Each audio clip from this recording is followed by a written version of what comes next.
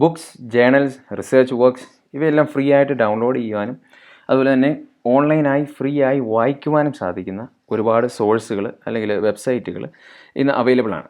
അങ്ങനെയുള്ള കുറേ വെബ്സൈറ്റുകളാണ് ഇവിടെ ലിസ്റ്റ് ചെയ്തിട്ടുള്ളത്. അത് 3 കാറ്റഗറി ആയിട്ടാണ് തിരിച്ചേക്കുന്നത്.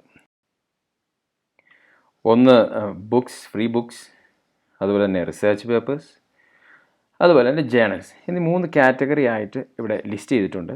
അത് ബ്രിഡ്ജ് URL എന്ന് പറയുന്ന ഒരു പ്ലാറ്റ്ഫോം ഉപയോഗിച്ച് ആ ബുക്സ് എല്ലാം ഒരു പേജിലേക്ക് കൊണ്ടുവന്നിരിക്കുകയാണ്. അപ്പോൾ ഇതെങ്ങനെയാണ് ബ്രിഡ്ജ് URL സെറ്റ് ചെയ്യുന്നതെന്നുള്ള വീഡിയോ നമ്മൾ നേരത്തെ കണ്ടതാണ്.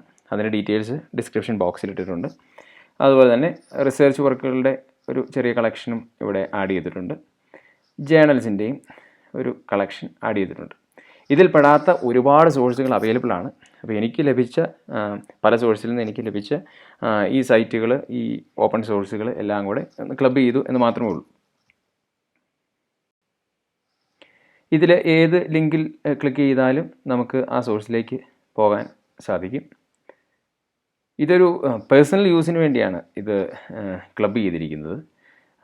ഇതിൻ്റെ ലിങ്കുകൾ, ഇതിൻ്റെ കോമൺ ആയിട്ടുള്ള ലിങ്കുകൾ നമ്മൾ സൂക്ഷിച്ച് വെക്കുകയാണെങ്കിൽ നമുക്ക് വളരെ ഈസി ആയിട്ട് ഈ 3 കാറ്റഗറിപ്പെട്ട ബുക്സും അല്ലെങ്കിൽ റിസർച്ച് വർക്കുകളും അതുപോലെ തന്നെ ജേണൽസും ഒക്കെ വളരെ ഈസി ആയിട്ട് ആക്സസ് ചെയ്യാൻ പറ്റും. ഇത് നമുക്ക് നമ്മുടെ എഡ്യൂക്കേഷൻ ഇൻസ്റ്റിറ്റ്യൂഷൻ്റെ ഏതെങ്കിലും വെബ്സൈറ്റിൽ കൊടുക്കണമെങ്കിൽ പ്രത്യേകം ശ്രദ്ധിക്കണം. കാരണം ഇത് പല ഗ്രൂപ്പിലുള്ള ആളുകൾക്ക് വേണ്ടിയുള്ള ബുക്സാണിത്.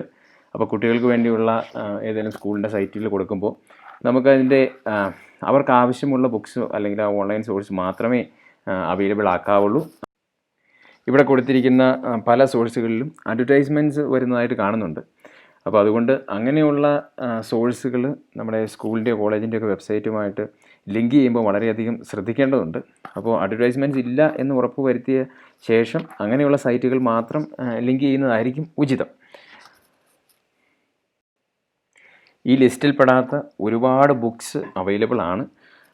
ഞാനിത് ഈ വീഡിയോ പബ്ലിഷ് ചെയ്യുന്നത് ഓഗസ്റ്റ് 12 2020 അപ്പോൾ ഈ ദിവസങ്ങളിൽ കളക്ട് ചെയ്ത ലിങ്കുകളാണ് ഇവിടെ കൊടുത്തിരിക്കുന്നത്.